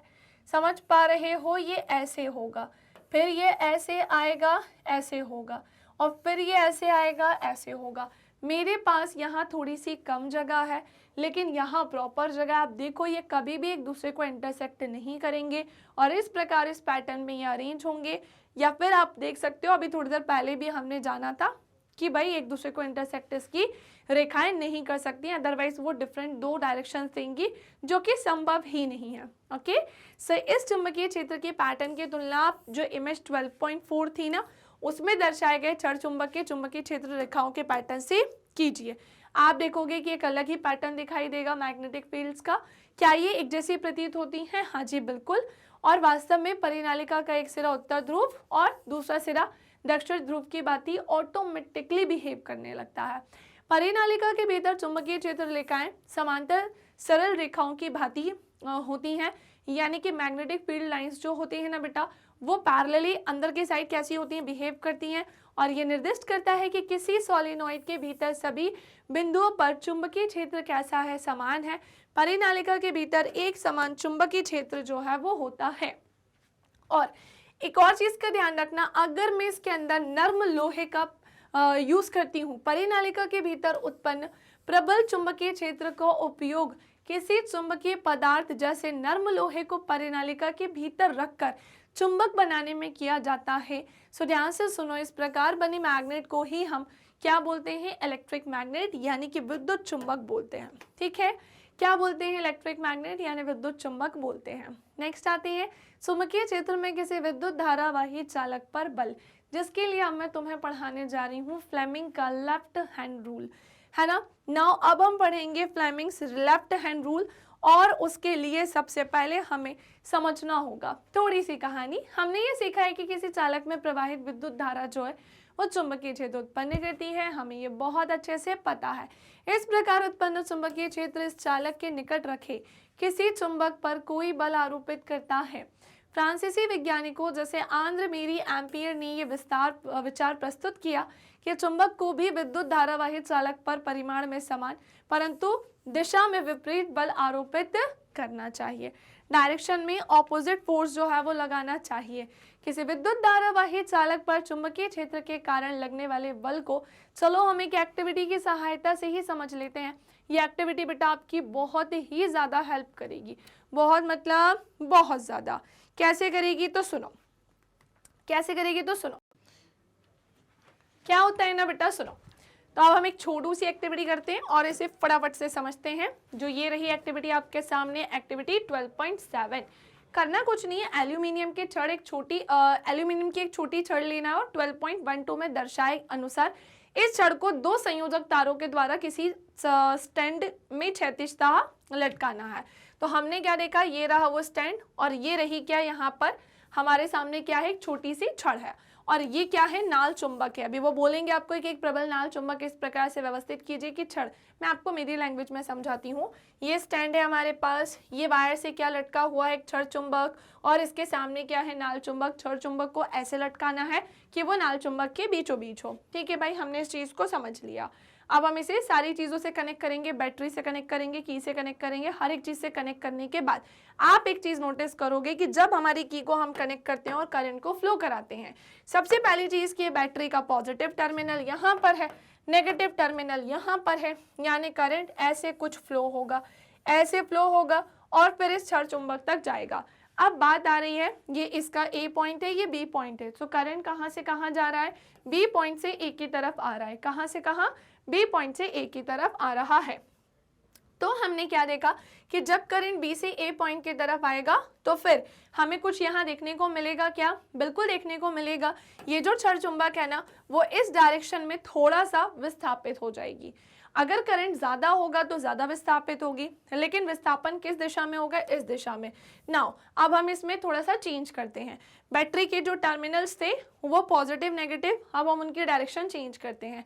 नाउ ये हमारा पॉजिटिव टर्मिनल है, ये नेगेटिव टर्मिनल है, और हमारा करंट अब ए से बी की ओर फ्लो हो रहा है। फिर क्या होगा, तो भैया अगेन नाल चुंबक से ये डिस्प्लेस्ड होगी छड़, लेकिन ध्यान से सुनिएगा, ये कुछ इस डायरेक्शन में क्या होगी, विस्थापित होगी। बस यही सारी चीजें करने को बोला और कुछ भी नहीं बोला है। एक और चीज कि जो नाल चुंबक है ना, उसका साउथ पोल इस सेक्शन में होना चाहिए, नॉर्थ इस सेक्शन में होना चाहिए। इवन अगर इन दोनों की भी हम डायरेक्शन को चेंज करते हैं, दोनों पोल्स की डायरेक्शन को भी चेंज कर देना, तो भी हमें यहाँ पर विस्थापन देखने को मिलेगा। सो एक प्रबल नाल चुंबक इस प्रकार से व्यवस्थित कीजिए कि छड़ नाल चुंबक के दो ध्रुवों के बीच में हो तथा चुंबकीय क्षेत्र की दिशा ऊपरी मुखी हो। और ऐसा करने के लिए नाल चुंबक का उत्तर ध्रुव एल्यूमिनियम के छड़ के ऊर्ध्वाधरता नीचे एवं दक्षिण ध्रुव जो है ऊर्ध्वाधरता ऊपर रखने को कहा जा रहा है। ठीक है, अब क्या बोल रहे हैं, एल्यूमिनियम के छड़ एक बैटरी, एक कुंजी तथा एक धारा नियंत्रक के साथ श्रेणी क्रम में कंबाइन कर लीजिए, और एल्यूमिनियम छड़ में सिरे बी से ए की और करंट को क्या करा दीजिए, फ्लो करा दीजिए, जैसा कि मैंने आपको अभी बताया ही है बेटा। आप क्या देखते हैं, तो हम ये देखते हैं कि विद्युत धारा प्रवाहित होते ही छड़ जो है वो बाई दिशा में क्या होती है, विस्थापित। बिल्कुल ऐसा हुआ है कि ये इस दिशा में क्या हुई है, विस्थापित हुई है। अब छड़ में प्रवाहित होने वाली विद्युत धारा की दिशा को उत्क्रमित कीजिए, इन्वर्स कर दो, उल्टा कर दो, और छड़ के विस्थापन की दिशा को नोट करो। सो अब ये दाईं ओर विस्थापित होगी। छड़ क्यों विस्थापित होता है, तो हमने देखा उपरोक्त क्रियाकलाप में छड़ के विस्थापन से हमें संकेत मिलता है कि चुंबकीय क्षेत्र में रखने पर एल्यूमिनियम के विद्युत धारावाही छड़ पर एक फोर्स लग रहा है। एक्चुअली में एक फोर्स जो है वो बल यहाँ देखने को मिला है, जो हमें किसके थ्रू पता है, फ्लेमिंग के लेफ्ट हैंड रूल के थ्रू। आपने नहीं पढ़ा ना, अभी पढ़ाती हूँ मैं, रुको। और यह भी संकेत मिलता है कि चालक में प्रवाहित विद्युत धारा की दिशा उल्टा करने पर, उत्क्रमित करने पर बल की दिशा भी कैसी हो जाएगी, उल्टी हो जाएगी। अब चुंबक के ध्रुवों को परस्पर बदलकर चुंबकीय क्षेत्र की दिशा ऊर्ध्वाधरता अधोमुखी कीजिए। ठीक है भैया, और एक बार वापस से दिखाई देता है कि विद्युत धारावाही छड़ पर आरोपित बल की दिशा भी कैसी हो जाएगी, उल्टी हो जाएगी। विस्थापन तब भी होगा, धारा का प्रवाह भी होगा, लेकिन सारी चीजें चेंज होंगी। और इससे प्रदर्शित होता है कि चालक पर आरोपित बल की दिशा विद्युत धारा की दिशा और चुंबकीय क्षेत्र की दिशा पर, दोनों पर ही क्या करती है बेटा, ये डिपेंड करती है, निर्भर करती है। प्रयोगों द्वारा ये देखा गया है कि छड़ में विस्थापन उस समय ज्यादा होता है जब विद्युत धारा की दिशा चुंबकीय क्षेत्र की दिशा के लंबवत होती है। ऐसी स्थिति में चालक पर आरोपित बल की दिशा का पता हम एक सरल नियम के द्वारा लगा सकते हैं, जिसे हम फ्लेमिंग का लेफ्ट हैंड रूल बोलते हैं, जहां पर ये जो अंगूठा है ये फोर्स को बताता है, ये जो चुंबकीय क्षेत्र है, ये फिंगर जो है जिसे हम तर्जनी बोलते हैं, ये चुंबकीय क्षेत्र बताती है, और ये क्या बताती है, विद्युत धारा। सभी एक दूसरे के कैसी होती हैं बेटा, लंबवत होती हैं। सो क्रियाकलाप 12.7 में हमने विद्युत धारा की दिशा और चुंबकीय क्षेत्र की दिशा को परस्पर लंबवत रखकर विचार किया था, और ये पाया था कि चालक पर आरोपित बल की दिशा इन दोनों की ही कैसी है बेटा, लंबवत है। इन तीनों दिशाओं की व्याख्या एक सरल नियम, जिसे हम फ्लेमिंग का वाम हस्त या बायां हाथ नियम कहते हैं, इसके द्वारा की जाती है। अब सुनो, इस नियम के अनुसार अपने बाएं हाथ की तर्जनी, मध्यमा तथा अंगूठे को इस प्रकार फैलाइए कि तीनों परस्पर एक दूसरे के कैसे हो, लंबवत हो। ये तीनों ही एक दूसरे के कैसे हो, लंबवत हो, इस बात का ध्यान रखना। ठीक है, ये तीनों ही एक दूसरे के लंबवत होने चाहिए। यदि तर्जनी जो है ये वाला, ये चुंबकीय क्षेत्र की दिशा, और मध्यमा जो है ये वाली, ये चालक प्रवाहित विद्युत धारा की दिशा की ओर संकेत करती है। सो हमेशा ध्यान रखना, फिर ये जो अंगूठा है ना बेटा, वो किसकी ओर संकेत करेगा, बल, गति की दिशा, चालक पर आरोपित बल की दिशा, इन सभी की ओर ये संकेत करेगा। विद्युत मोटर, विद्युत जनित्र, ध्वनि विस्तारक यंत्र, माइक्रोफोन तथा विद्युत मापक यंत्र कुछ ऐसी युक्तियां हैं जिनमें विद्युत धारावाही चालक तथा चुंबकीय क्षेत्रों का ही क्या किया जाता है बेटा, उपयोग किया जाता है। ओके, सो दैट्स इट, ये होता है हमारा यहाँ पर फिनिश। नाउ अब आते हैं आज के हमारे लास्ट टॉपिक की तरफ, और वो क्या है, डोमेस्टिक इलेक्ट्रिक सर्किट्स, जिसे हिंदी में हम घरेलू विद्युत परिपथ के नाम से जानते हैं। मैम ये घरेलू विद्युत परिपथ क्या होता है? अब अरे भैया, हम अपने घरों में विद्युत शक्ति की आपूर्ति मुख्य तारों, जिसे हम मेंस भी कहते हैं, से प्राप्त करते हैं। बिल्कुल सही कहा है। ये मुख्य तार या तो धरती पर लगे विद्युत खंभों के सहारे अथवा भूमिगत केबलों से हमारे घरों तक आते हैं, और इसकी आपूर्ति इस आपूर्ति के तारों में से एक तार जो जिस पर प्रायः लाल विद्युत रोधी आवरण होता है वो धनात्मक तार होता है। चलो मैं तुम्हें इसे इन शॉर्ट समझाती हूँ इस इमेज की सहायता से। इस इमेज से भी तुम्हारे पेपर में क्वेश्चन पूछा जाता है, तो सुनो।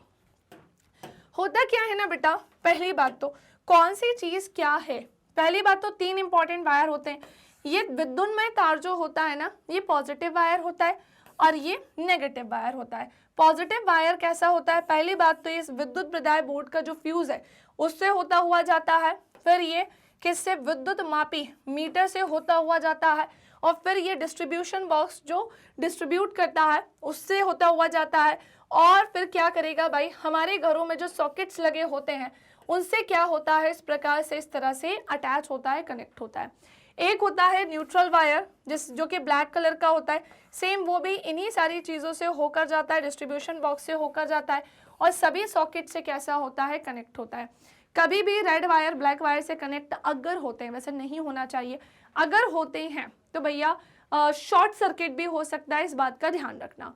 और ऊपर क्या है भैया, भू संपर्क तार है जो हमें करंट लगने से बचाता है। हमारे घरों में जो सॉकेट्स होते हैं उनमें छोटे छोटे से ऐसे 3 होल पाए जाते हैं। सो एक होल जो ये वाला होता है थोड़ा सा बड़ा वाला, उसी से ही ये ग्रीन वायर जो है वो कनेक्ट होता है। कभी हमें करंट लगे तो ये हमें उससे बचाने का, हमें सुरक्षा प्रदान करने का काम करता है। बस इस चीज़ का आपको क्या रखना है, ध्यान रखना है। इसी को ध्यान में रखकर अब मैं कुछ चीज़ें बता रही हूँ। अन्य तार जिस पर काला आवरण होता है उसे न्यूट्रल वायर कहते हैं। पेपर में क्वेश्चन यहाँ से आता है कि हमारे देश में इन दोनों तारों के बीच में 220 वोल्ट का विभवांतर होता है। जी हाँ, बिल्कुल होता है। इसी के साथ घर में लगे मीटर बोर्ड में ये तार मुख्य फ्यूज से होते हुए एक क्या बोल रहे हैं, एक विद्युत मीटर में क्या करते हैं, प्रवेश करते हैं, जैसा कि मैंने आपको बताया। और इनमें स्विच होते हैं, घर के लाइन तारों से संयोजित किए जाते हैं। ये तार घर में अलग अलग सर्किट्स में विद्युत आपूर्ति करते हैं, इलेक्ट्रिसिटी को देते हैं। और घरों में 2 पृथक परिपथ होते हैं, एक 15 एम्पियर विद्युत धारा अनुमंतांक के लिए, जिसका उपयोग उच्च शक्ति वाले विद्युत साधित्रों जैसे गीजर, वायु शीतृक जैसे कूलर हो गया, एसी हो गया, इनके लिए किया जाता है। बेटा हाई पावर, आपको क्या लगता है आपके घरों में केवल कम पावर की ही चीज़ें यूज़ होती हैं क्या? नहीं, ज़्यादा पावर की चीज़ें भी यूज़ होती हैं, जिसके लिए अलग अलग चीज़ें पाई जाती हैं, है ना। अब देखो जैसे एक 15 एम्पियर विद्युत धारा अनुमंतांक के लिए उपयोग होने वाला हाई पावर वाला इलेक्ट्रिक अप्लायंसेस होते हैं। जैसे एसी का, अगर तुम एसी का जो स्विच होगा या अप्लायंस होगा वो या फिर हम एसी यूज़ करने के लिए नॉर्मल अप्लायंसेस का यूज़ करेंगे तो फिर उससे एसी नहीं चल पाएगा, क्योंकि वो हाई पावर का है। ओके, सो इसीलिए इसका यूज़ किया जाता है। और दूसरा विद्युत परिपथ 5 एम्पियर विद्युत धारा अनुमानतांक के लिए होता है, जिसमें बल्ब जो है, पंखे आदि, ये सब छोटी मोटी चीज़ें चलाई जाती हैं। भू संपर्क तार जिस पर प्रायः हरा विद्युत रोधी आवरण होता है, घर के निकट भूमि के भीतर बहुत गहराई पर स्थित धातु की प्लेट से कंबाइन होता है। इस तार का use mainly electric press, toaster, मेज का पंखा, रेफ्रिजरेटर आदि धातु के आवरण वाले विद्युत अप्लायंसेस में सुरक्षा के उपयोग में किया जाता है। धातु के आवरणों में संयोजित भू संपर्क तार विद्युत धारा के लिए एक अल्प प्रतिरोध का चालन पथ जो है वो प्रस्तुत करता है, और ये सुनिश्चित करता है कि साधित्र के धात्विक आवरण में विद्युत धारा का कोई क्षरण होने पर उस साधित्र का विभव भूमि के विभव के बराबर हो जाएगा। फलस्वरूप इस साधित्र को उपयोग करने वाला व्यक्ति तीव्र विद्युत आघात से सुरक्षित बचा रहता है। और चित्र 12.15 में सामान्य घरेलू विद्युत परिपथों में से किसी एक परिपथ का व्यवस्था आरेख चित्र यहाँ पर दर्शाया गया है। इसे ड्रॉ आपको करना आना चाहिए, पेपर में समटाइम्स इससे भी क्वेश्चन पूछ लेते हैं। नाउ अब यहाँ 2 चीज़ें तुम्हें और पढ़नी है, एक होता है अतिभारण और एक होता है लघुपतन। ओवरलोडिंग और शॉर्ट सर्किट क्या होता है, पेपर में इससे भी क्वेश्चन बच्चे बनते हैं। बिल्कुल एंड की तरफ है, ध्यान से सुनो। हर एक परिपथ, विद्युत परिपथ में जो हमारा पॉजिटिव वायर था वो और उदासीन तार यानी न्यूट्रल वायर के बीच विभिन्न विद्युत साधित्रों को कंबाइन किया जा सकता है। प्रत्येक साधित्र का अपना एक अलग स्विच ऑन ऑफ होता है ताकि इच्छा के अनुसार उसमें करंट को क्या कराया जा सके, फ्लो कराया जाए। हम स्विच ऑन करेंगे तो करंट फ्लो होगा, बंद कर देंगे तो नहीं होगा। सभी साधित्रों को समान वोल्टता मिल सके, इसके लिए उन्हें परस्पर पैरेलली कंबाइन किया जाता है। इन्हें क्या किया जाता है, पैरेलली कंबाइन किया जाता है, क्योंकि पैरेलली इनके अपने क्या होते हैं, अलग बेनिफिट्स होते हैं। और वो क्या होते हैं तो सुनो, बेनिफिट्स उनके ये होते हैं कि अगर कोई एक टूट भी जाए ना तो बाकी सब काम कर रहे होते हैं। अगर ये सीरीज के फॉर्म में होते हैं तो फिर अगर एक काम नहीं करेगा तो बाकी भी काम नहीं करेंगे। सो विद्युत फ्यूज सभी घरेलू परिपथों का एक महत्वपूर्ण अवयव होता है। और पिछले अध्याय में हम विद्युत फ्यूज के सिद्धांत एवं कार्यविधि के बारे में ऑलरेडी स्टडी कर चुके हैं, हमने बहुत डिटेल में इसे पढ़ा है। विद्युत परिपथ में लगा फ्यूज परिपथ तथा साधित्र को अति भारण के कारण होने वाली क्षति से बचाया जा सकता है। ये बेसिकली इलेक्ट्रिक सर्किट में जो फ्यूज सर्किट्स होते हैं और जो अप्लायंसेस होते हैं ना, वो हमें ओवरलोडिंग से बचाते हैं। क्योंकि हमारे घरों में हम हर तरीके की चीज़ यूज़ करते हैं, एसी भी है, हीटर भी है, गीज़र भी है, पंखा भी है, लाइट्स तो यूज़ करते हैं भांति भांति की, है ना, हर तरीके की पावर की चीज़ों को यूज़ करते हैं। सो जब विद्युन्मय तार तथा उदासीन तार दोनों डायरेक्ट कांटेक्ट में आ जाते हैं, सो इससे अच्छा मैंने लघु पतन बोल दिया था क्या, उसे करेक्ट कर दो, उसे हम क्या बोलते हैं, अति भारण बोलते हैं। हिंदी इंग्लिश का थोड़ा सा इशू है यहाँ पर, है ना, हो जाता है कभी कभी, तो इसे क्या बोलते हैं बेटा, अति भारण, ओवरलोडिंग कहते हैं। ये तब होता है जब तारों का विद्युत रोधन क्षतिग्रस्त हो या फिर XYZ कोई साधित्र अप्लायंसेस में कोई प्रॉब्लम आ जाए। ऐसी परिस्थितियों में किसी परिपथ में विद्युत धारा अचानक बहुत ज्यादा हो जाती है तो फिर क्या होता है, शॉर्ट सर्किट। और विद्युत फ्यूज का उपयोग विद्युत परिपथ तथा विद्युत साधित्र को अवांछनीय उच्च विद्युत धारा के प्रभाव को समाप्त करके संभावित क्षति से बचाता है। एंड लास्ट आइएगा, फ्यूजों में होने वाला जूल तापन फ्यूज को पिघला देता है, जिससे इलेक्ट्रिक सर्किट टूट जाता है और आपूर्ति वोल्टता में दुर्घटनावश होने वाली वृद्धि से भी कभी कभी ओवरलोडिंग हो सकती है। कभी कभी एक ही सॉकेट से बहुत से विद्युत साधित्रों को कंबाइन करने से भी ओवरलोडिंग हो जाती है। ठीक है, सो भैया दैट्स इट, आज के लिए इतना ही। एग्जाम टाइम में आपका अति महत्वपूर्ण चैप्टर एक बार छोटा सा रिवीजन करा देती हूँ। कौन कौन सी इमेज इंपॉर्टेंट है, एक तो ये वाली, है ना, और दूसरा ये वाली फ्लेमिंग का लेफ्ट हैंड रूल, ये तुम्हें बनाना आना चाहिए, ये भी पेपर में आता है। ये तो नहीं, चलो एक्टिविटीज से कंडीशन पूछेंगे, है ना। एक ये भी आता है पेपर में, ये भी आता है पेपर में, ऊपर और नीचे दोनों इमेज आती है पेपर में। मैं बता रही हूँ कभी ना कभी तो तुम्हें ये मिलेगा ही। यहाँ से भी क्वेश्चन आता है, बनाने के लिए भी पूछेंगे और तुमसे नॉर्मल भी पूछेंगे, यहाँ से भी क्वेश्चन पूछा जाता है ना। तो ये कुछ मेन सेक्शंस थे बेटा जिससे तुम्हें पढ़ना है, क्वेश्चन आते हैं। ठीक है, जिससे क्या पूछे जाते हैं भैया, क्वेश्चंस पूछे जाते हैं। सो उम्मीद करती हूँ कि ये जो कंप्लीट चैप्टर रिवीजन है भाई वो तुमको अच्छे से क्लियर हो गया होगा, बहुत ही अच्छे से सब कुछ समझ में आ गया होगा। सेशन को लाइक कर देना, शेयर कर देना और प्यारे प्यारे से कमेंट ज़रूर करना कि भाई तुमको सारी चीज़ें अच्छे से क्लियर हो गई, समझ में आ गई। ठीक है, बाकी आप मेरी क्लासेस यूट्यूब पे लाइव प्लस रिकॉर्डेड दोनों ले सकते हैं, एप्लीकेशन के थ्रू भी आप मुझसे जुड़ सकते हैं और वेबसाइट के थ्रू जुड़कर भी आप मेरे सेशंस अटेंड कर सकते हैं। बाकी ई नोट्स और ई बुक की लिंक नीचे मिलेगी डिस्क्रिप्शन बॉक्स में। सो मिलेंगे नेक्स्ट सेशन में, तब तक के लिए bye bye, take care, thank you class.